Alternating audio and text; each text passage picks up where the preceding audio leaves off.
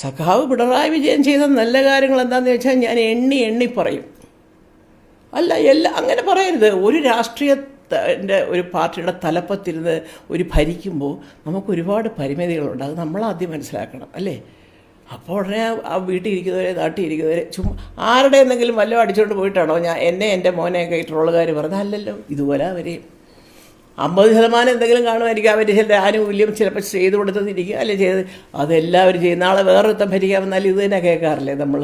ഇവർ ചെയ്ത അഴിമതിയാണ്, മറ്റേതാണ്. ഇന്ദിരാഗാന്ധിയെ പറ്റി കേട്ടിട്ടില്ലേ? എല്ലാവരെയും പറ്റി കേൾക്കും. ഇത് രാഷ്ട്രീയത്തിൻ്റെ ഒരു ഭാഗമാണ്. അത് ഈ അടുത്ത കാലത്താണ് സിനിമയിൽ വന്നത്.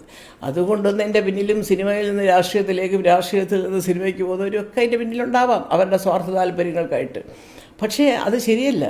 നല്ലത് ചെയ്ത ഒരു നേതാവിനെ നല്ലത് ചെയ്തു എന്ന് തന്നെ പറയണം. ഇപ്പോൾ കോൺഗ്രസ്സിലായാലും കമ്മ്യൂണിസ്റ്റിലായാലും പ്രായഭേദമന്യേ മിടുക്കന്മാരെ മിടുക്കരാണെന്ന് അംഗീകരിക്കാൻ